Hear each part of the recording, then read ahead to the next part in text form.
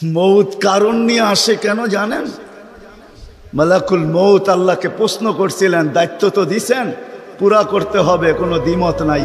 কিন্তু মনে ভাবে মানুষ সারাদিন আমার নামের চর্চা করবে, খালি বলবে এই লোকটার কোনো কাজ নাই, শুধু সারাদিন গাজীপুরে ঘুরতে থাকে, যাকে মনে চায় তাকে উঠায় নিতে থাকে, সারাদিন আমার আলোচনা করবে, মানুষের মুখে মুখে থাকবে।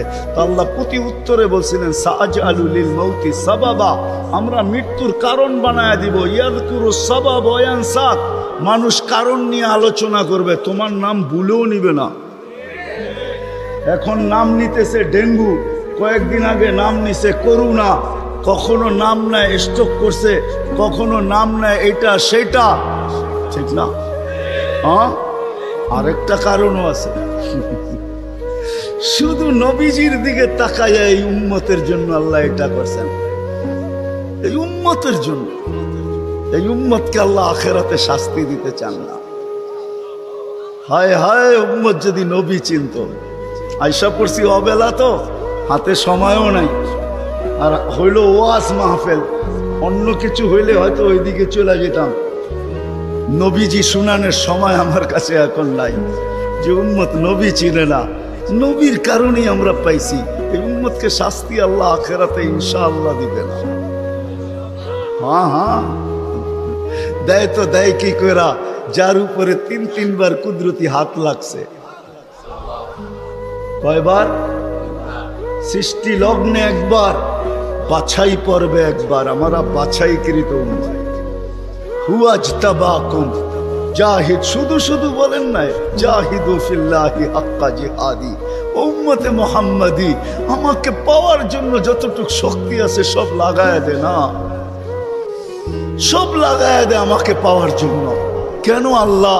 হুয়াজতাবাকুম, আমি তোকে নির্বাচিত করছি কুদরতি হাত দিয়া, আমার জন্য লাগাবি না তো কার জন্য লাগাবি? তৃতীয়, আল্লাহ আমাদের উপরে চিহ্ন লাগায়া দিছেন কুদরতি হাত দিয়া। সাহাবা প্রশ্ন করছে, ইয়া রাসূলুল্লাহ, কিয়ামতের মাঠে আপনি আমাদেরকে চিনবেন কি কইরা? আদম আলাইহিস ইসলাম থেকে কিয়ামতের সকাল পর্যন্ত মানুষ উঠবে, আমাদেরকে খুঁজা কোথায় পাবেন?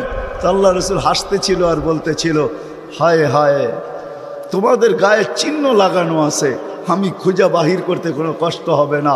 বলছি, ইয়া রাসূলুল্লাহ, সেই চিহ্ন কি? গুররাম মুআজ্জিলিনা মিন আসারিস সুজুদ, তোমাদের সেজদার জায়গা দিয়া নূর ফুটা বাহির হবে, নামাজ আর উজুর জায়গা দিয়া নূর ফুটা বাহির হবে, আর কারো বাহির হবে না, তোমাদের বাহির হবে। কেমন নূর? ইয়াসা বাইনা আইদিহিম ওয়া বিআইমানিহিম, নূর সামনে ঘুরতে থাকবে, ডাইনে ঘুরতে থাকবে, বামে ঘুরতে থাকবে, পিছে ঘুরতে থাকবে। রিয়াদুস সালিহিনের কিতাবে হাদিসে আছে, নবীরা পর্যন্ত দেখা আক্কা বাক্কা খাবে। এরা কারা? উম্মত তো খাবেই। ফেরেশতারা বলবে, চিনো না বুঝি? ঠিক না, সবাই শেষে আসছে তো কোত্থেকে চিনবা? তোমরা তো ওই সময় ছিলাই না। এটা উম্মতে মুহাম্মাদি, উম্মতে মুহাম্মাদি। আজকে এই উম্মত নবী চিনে না, দাবি জানে না। শের জায়গায় চলে আসছি, আর কিন্তু লম্বা হবে না। আল্লাহর দাবি আমাদের কাছে, আল্লাহকে রাজি করো। যদি এই ছোট জীবনটা সুখে থাকতে চাও, আল্লাহ পাওয়া ব্যতীত সুখ হবে না। রব্বে কাবার কসম,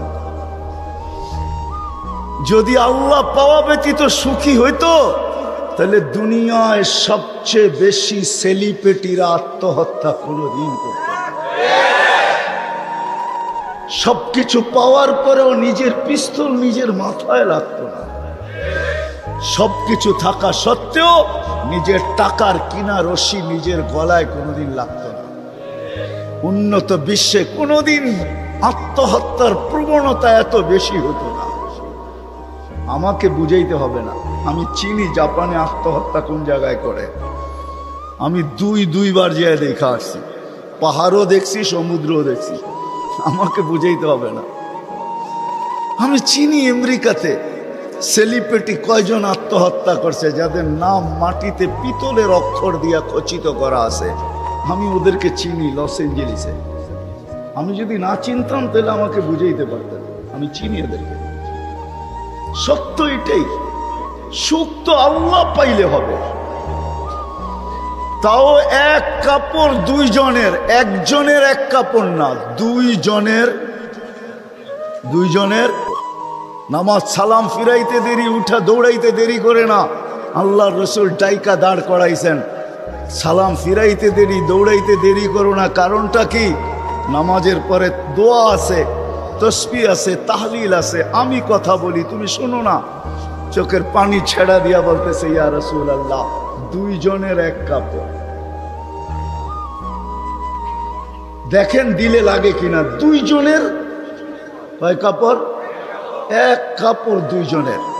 আপনি সালাম ফিরান, আমি ছুটা চলে যাই আউয়াল ওয়াক্তে নামাজ পড়ানোর জন্য, খুলা দেই। নামাজ পড়ে ওই ঘরের সুখ দেখাইতেছি, সুখ। স্ত্রীর সামনে